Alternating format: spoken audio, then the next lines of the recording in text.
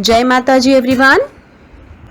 या देवी सर्वभूतेषु शक्तिरूपेण संस्थिता नमस्तस्यै नमस्तस्यै नमस्तस्यै नमो नमः नमस्तस्यै नमो नमः नमस्तस्यै नमो नमः। इस श्लोक का अर्थ है, जो देवी सब प्राणियों में शक्ति रूप में स्थित है उनको नमस्कार नमस्कार बारंबार नमस्कार है।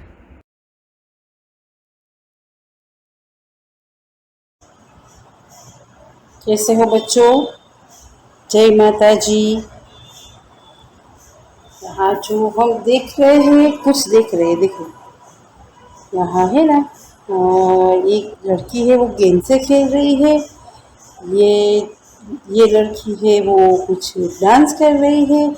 ये है लड़का हंस रहा है और ये आराम से सबको देख रहा है। तितली उड़ रही है। तो ये जो सब हम देख रहे हैं ना बच्चों, वो कुछ न कुछ ये लोग कर रहे हैं, है ना। यहाँ भी ऐसा है, देखो ये राजीव है वो क्रिकेट खेल रहा है। नैना वो स्कूल जाती है तो वो जा रही है। वो लड़का है वो गाना गा रहा है। तो ये खेलता है, जाती है, गाया था, वो सब क्या है, तो कुछ न कुछ वो लोग काम कर रहे हैं, है ना। देखो ये नाचना, ये खेलना, ये सुनना और ये दोनों बोल रहे हैं, बातचीत कर रहे हैं। तो ये कुछ ना कुछ कर रहे हैं सब, है ना। ये नृत्य करना, यहाँ नृत्य हो रहा है, यहाँ ये लोग कुछ काम कर रहे हैं शायद। और ये मम्मी है वो क्या कर रही है भाई, मम्मी है वो खाना बना रही है ना। और ये लकड़हारा है वो कुल्हाड़ी से कुछ काट रहा है।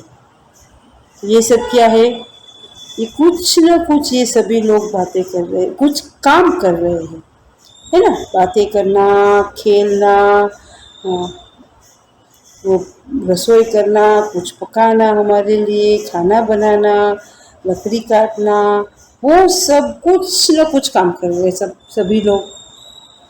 तो ये है, उसको कहते हैं क्रिया। जो वो लोग कर रहे हैं उसे कहते हैं क्रिया। हम आज करेंगे हिंदी व्याकरण में पाठ हमारा 11 क्रिया। देखो ये है पाठ 11 क्रिया, उसे कहते हैं वर्ब। ये है क्रिया, इसका मतलब है वर्ब। इंग्लिश में हम कहेंगे वर्ब। देखो यह फव्वारा है, मान्या नाच रही है, दादाजी सैर कर रहे हैं। ये सब क्या हुआ भाई, सैर कर रहे हैं, नाच रही है। तो वो सब क्या है, क्रिया, कुछ न कुछ काम कर रहे हैं। यहाँ है पतंग उड़ रही है, दादी जी क्या कर रहे हैं भाई, दादी जी पूजा कर रही है और सूरज निकल रहा है। तो ये सब है हमारे लिए कुछ न कुछ क्रिया कर हो रही है।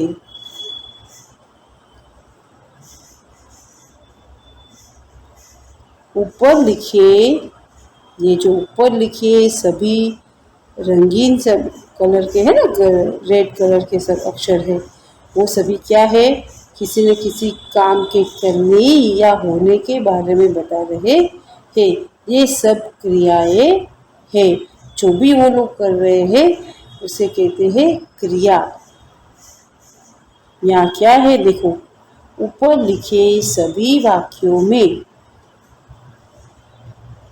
रंगीन शब्द किसी काम के करने या होने के बारे में बता रहे हैं। ये सब क्रियाएं हैं, करना और होना। रिया चित्र बना रही है, हलवाई मिठाई बना रहा है, माली पौधे में पानी दे रहा है, लड़के ने पानी पिया। रिया ने पत्र लिखा। वह ताजमहल है, वह रबर है, चित्र सुंदर है, वर्षा हो रही है और कल गर्मी थी। वो सब क्या है? ये करना और ये होना, वो सभी क्रिया है। जिस शब्द से किसी काम के करने या होने का पता चले उसे क्रिया कहते हैं। हम देखो, हम बात करते हैं तो क्या करते हैं? तो जब भी हम बात करते हैं ना तो हम कहेंगे लड़की रस्सी, यह पेड़, मैं खड़ा। तो जो बात है, हम जो कहना चाह रहे हैं वो बात हमें अच्छी तरह से समझ में नहीं आती। जब भी हम बात करते हैं, कुछ बोलते हैं, किसी से कुछ कहना चाहते हैं, तभी हमें क्या करना पड़ता है कि उसके साथ क्रिया लगी रहती है। क्रिया के बिना वाक्य अधूरा होता है। मैं बाजार, तो आपको पता है कि मैं बाजार क्या भाई? हम बाजार है नहीं। अंकित विद्यालय, अंकित विद्यालय का मतलब क्या भाई? अक्षिता ने काम, तो उसके आगे क्या? कुछ नहीं। तो ये जो कुछ नहीं होता तो क्या होता है कि हमें समझ में ही नहीं आता कि आप क्या बोल रहे हो, हम क्या कह रहे हैं, आपकी समझ में कुछ नहीं आएगा। अगर हम कहें मैं बाजार जा रही हूँ, तो जा रही हूँ वो क्रिया उसके साथ लगेगी, तब हमें वाक्य पूरी की पूरी तरह समझ में आएगा। यहाँ है अंकित विद्यालय जा रहा है ना? देखो यहाँ है अंकित विद्यालय, यहाँ है जा रहा है, तभी हमें समझ में आए कि अंकित जा रहा है। अक्षिता ने काम कर लिया, ये पूरी जो रेड कलर से हमने कर लिया, ये क्या हो गया? पूरी की पूरी बात हो गई। बच्चा सो गया, बच्चा बच्चा बच्चा कहेंगे तो समझ में कुछ नहीं आएगा ये क्या बोले। अगर हम कहेंगे कि सो गया तो आपके समझ में आएगी बच्चा सो गया।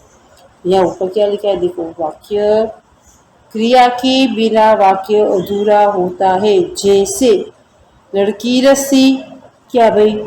यह पेड़, क्या है ना? कुछ समझ में नहीं आया ना? यहाँ है कभी क्रिया कभी कभी एक शब्द में होती है। मैं खड़ा हूँ, यह फूल है, उसने रस्सी कूदी, वो भी क्या हो गया?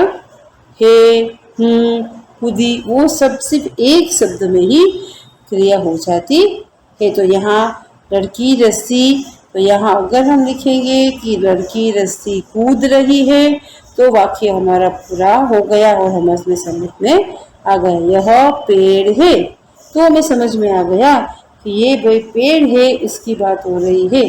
तो ये जो हम बात कर रहे हैं उसमें जब क्रिया लगती है तो ही हमें जो वाक्य हम बोल रहे हैं वो पूरी की पूरी तरह समझ में आएगा। इसी तरह जब हम एक वचन और बहुवचन में वाक्य होता है उसमें भी क्रिया है, वो इसके हिसाब से, वचन के हिसाब से क्रिया उसके साथ लगती रहती है। देखो यहाँ है वचन के अनुसार क्रिया का प्रयोग किया जाता है। अगर हम कहेंगे यहाँ एक वचन है और ये है बहुवचन, यह है चिड़िया उड़ रही है, तो ये चिड़िया जो शब्द है यहाँ एक वचन है। यहाँ हम चिड़िया उड़ रही है, तो ये उड़ रही है यहाँ है, ये बहुवचन का है आ गया। ये चिड़िया का जो शब्द है बहुवचन में ऐसे चिड़िया होता है, ऐसे लिखा जाता है, इसका स्पेलिंग यह शब्द ऐसे लिखा जाता है। तो यहाँ चिड़िया चिड़िया शब्द है, तो हम कहेंगे कि ठीक है, चलो एक वचन बहुवचन में पीछे की क्रिया है उसमें ऐसे फर्क नहीं हुआ, मगर यहाँ क्या है? लड़का जा रहा है, तो एक लड़का जा रहा है, एक वचन है तो जा रहा है आएगा। अगर हम कहेंगे लड़के जा रहे हैं, लड़के जो बहुवचन शब्द आ गया यहाँ, ये लड़का और ये लड़के, ये शब्द हो गया हमारा बहुवचन। तो बहुवचन है तो यहाँ हो जाएगा जा रहे हैं, यह हो गया बहुवचन का ऊपर अनुस्वार वाला। तो जिस तरह एक वचन और बहुवचन में क्रिया का फर्क होता है, इसी तरह स्त्रीलिंग और पुल्लिंग में। यहाँ आपको दिया गया है कि स्त्रीलिंग शब्द है तो क्रिया का जो हम लिख सकते हैं वो अलग तरह से लिखा जाता है, पुल्लिंग है तो अलग तरह से हम उसके मुताबिक लिखेंगे। शेरनी बैठी है, शेरनी बैठी है ऐसा आएगा, शेर बैठा है ऐसा आएगा। तो ये क्या हो गया, ये हो गया स्त्रीलिंग और पुल्लिंग के अनुसार क्रिया का जो क्रिया है वो क्रिया का उपयोग हम इस तरह करते हैं। तो ये जो बच्चों हमने पूरा लेसन पढ़ा, तो उसमें हमने पढ़ा